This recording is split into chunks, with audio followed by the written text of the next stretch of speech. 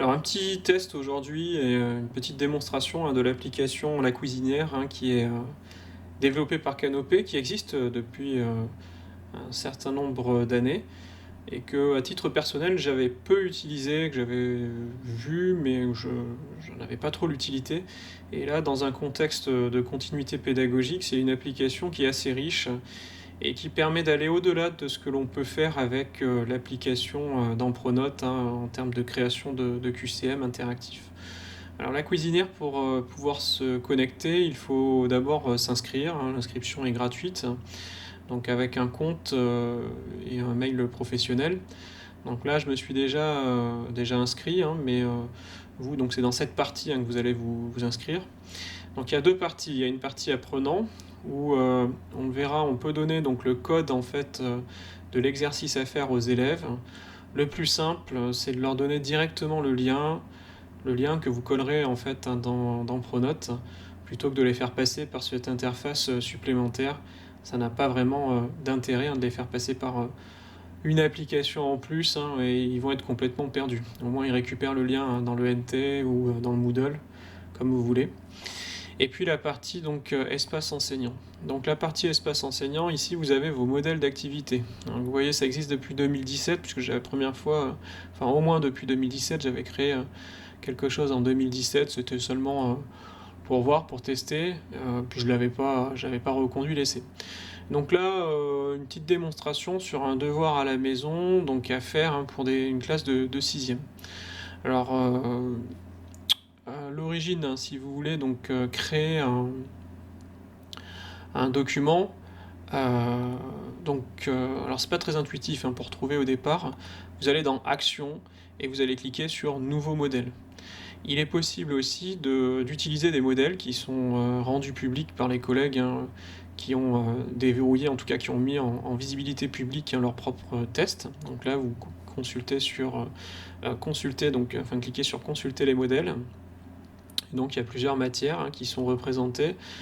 Par exemple, l'histoire. Alors, on a beaucoup de choses pour le primaire, un petit peu moins de choses pour le secondaire. C'est variable. Par exemple, là, vous avez les chiffres romains, ça peut être intéressant. Et alors, après, ce que l'on voit et ce qui est intéressant, là, c'est ce que vont voir les élèves. Donc, vous pouvez intégrer une vidéo directement dedans. Et puis, après, vous allez avoir les questions qui apparaissent dessous. Alors, pour faire tout ça, à première vue, c'est pas... ça paraît simple comme ça, mais il y a quand même quelques petits éléments à prendre en compte et pour bien comprendre un petit peu tout ça. Donc là, moi, je vous remontre. Donc je reviens ici. Par exemple, donc la première fois, je vais créer un nouveau modèle. Donc là, je vais cliquer là-dessus. Et la première fois, vous avez quand même tous les éléments. Donc la colonne qui est ici à gauche, ça va être votre trame. Ce sont vos briques en fait que vous allez ajouter les unes après les autres. Et il y a deux catégories en fait de briques. Il y a la partie donc côté enseignant, les consignes que vous allez donner, soit sous forme de texte, de son, d'images, d'un dessin, d'une écriture mathématique, d'une vidéo, et l'équivalent ensuite côté élève, la réponse. Alors, dans le détail, qu'est-ce que ça donne? En fait, on va prendre un texte, un devoir déjà fait.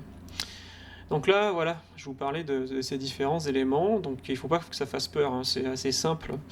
Ça, en fait, ça correspond à cette première brique, mon texte. Et donc, au fur et à mesure, par exemple, là, je veux rajouter au-dessus de ça une consigne. Donc, voici votre devoir, pensez à bien mettre pensez à bien mettre votre prénom, suivi de l'initiale, et envoyer ce dernier une fois vos réponses complétées.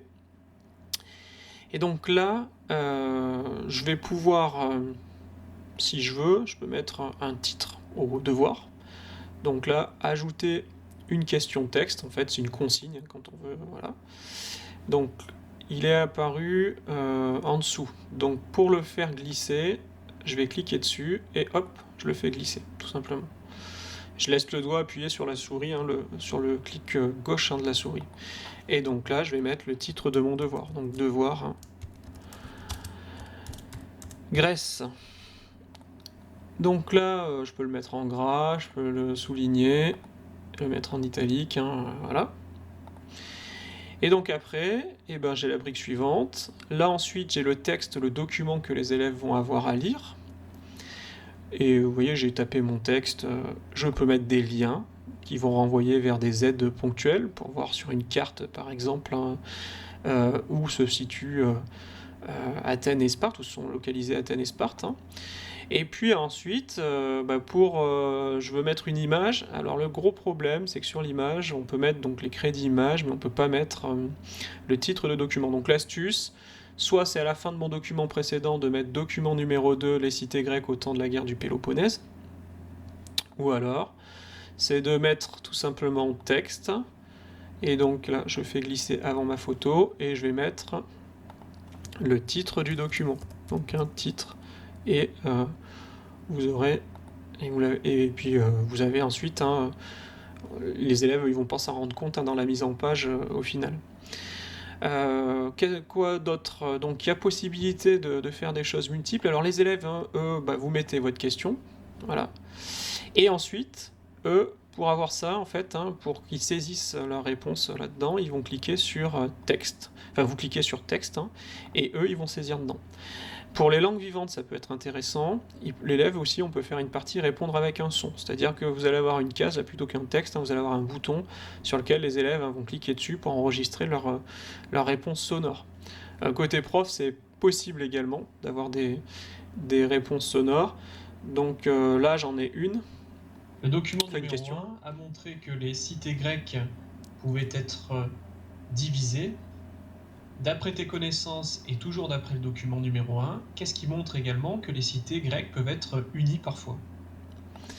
Donc là, voilà un exemple. Le document numéro 1. Donc ça, c'est aussi une manière de varier. Dans le cadre en plus de la continuité pédagogique, ça peut être intéressant pour les élèves hein, qu'ils entendent votre voix aussi.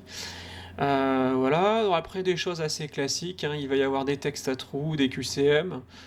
Je vais par exemple, hein, là juste pour... alors un texte à trous, j'en ai un. C'était celui-là, là. Voilà. Et donc ça, c'est côté prof. Hein. Et en fait... Hein, donc on peut cliquer hein, sur les... Donc c'est tout simple, vous tapez votre texte, hein, et après cliquez sur les mots ci-dessus pour en faire des trous. Hein. Et donc là, vous cliquez dessus et ça va, en fait, les élèves, hein, à chaque mot qui a été cliqué, ils doivent retrouver le mot. Tenir compte de la casse, hein, c'est pour l'orthographe et surtout les initiales, par exemple, ou les accents. Alors ensuite, qu'est-ce que ça donne côté élève, hein, si on regarde un texte à trous, voilà, ça va apparaître, voilà ce qui va apparaître hein, tout simplement, et on va remplir directement hein, sur cette partie. On peut faire donc des questionnaires aussi à choix multiples, et puis là encore un texte à trous. Voilà pour la partie enseignant, pour la création. Alors si pour mon document à quoi il ressemble, hein, mon devoir là pour la Grèce hein, tout à l'heure, voilà, devoir Grèce, hein, on voit bien, et on voit bien qu'il n'y a pas les... Par rapport à l'interface de tout à l'heure, je vous avais dit l'astuce, hein, c'est de mettre document 2 à la fin de votre texte, hein, comme ça on voit, les élèves ils voient pas en fait la différence hein, dans la mise en page, hein, ça change rien. C'est du côté prof, on voit bien que c'est des briques hein, différentes. Donc ça pose pas de problème. Après, comment on partage tout ça avec les élèves? Donc on va partager tout ça avec les élèves, on va leur... vous faites diffuser en fait, hein, vous allez cliquer sur diffuser. Partager, ça va être plutôt pour permettre à d'autres collègues de récupérer votre document et votre test, hein, vos exercices, et qu'ils puissent éventuellement donc le dupliquer pour pouvoir le modifier et se l'approprier. Alors côté élève, côté enseignant pour pouvoir le diffuser auprès des élèves, là vous allez choisir une date pour le diffuser. Par exemple le 30 avril, et vous choisissez ici l'heure avant laquelle rendre la copie.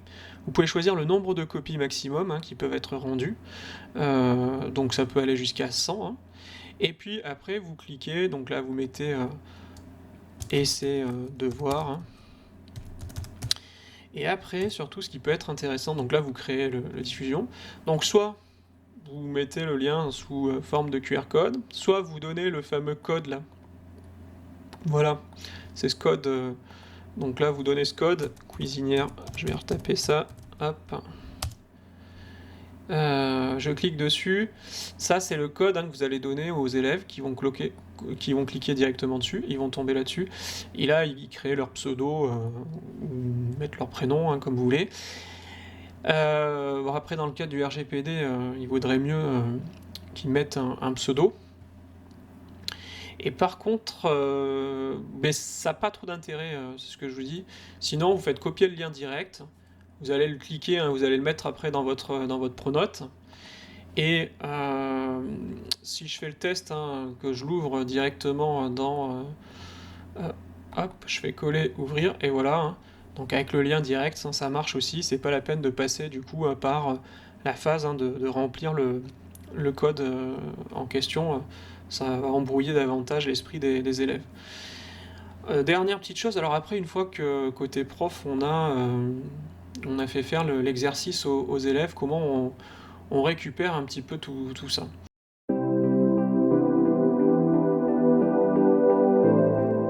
J'ai fait un test juste pour vous montrer. C'est pas évident en fait, c'est pas très intuitif. C'est dans le bas, donc diffusion aux élèves, c'est là où vous allez récupérer le travail, et enfin les travaux qui ont été rendus par les élèves. Et donc là, vous pouvez voir que, par exemple, donc là c'était pour tester, je vous ai fait plusieurs essais, mais j'en ai 1 sur 25 qui me l'ont rendu. C'est normal, c'est moi qui l'ai rendu. Donc là, vous pouvez à la fois donc afficher l'exercice que les élèves ont reçu. Voilà, donc première chose. Et puis surtout, deuxième chose, c'est là, donc on va avoir le nom de l'élève, donc Fabien, je l'ai reçu le 24 avril 2020. Et ça, c'est le code que l'élève a eu à l'issue en fait de la création, enfin lorsqu'il a validé, lorsqu'il a envoyé son exercice, ça lui a donné un code. Et donc là, moi, je vais pouvoir afficher la copie. Et ce qui est intéressant avec cette application, c'est qu'on va pouvoir noter l'élève, enfin en tout cas annoter, je veux dire, la copie. Donc là, bon, il n'y a pas de note, parce que je ne l'avais pas sélectionné dans les options, mais par contre on va pouvoir mettre un commentaire, et donc on va le taper directement. Voilà, c'est faux, regarde bien le document, etc. etc. Et donc après, une fois qu'on a fait tout ça, l'élève, lui, il va pouvoir, grâce au code, et c'est pour ça qu'il faudra bien insister auprès des élèves, de bien le noter, parce que comme ça, ils pourront retrouver les annotations qui ont été faites sur leur copie. Voilà par rapport à tout ça. Donc là, et puis j'ai l'élève en question.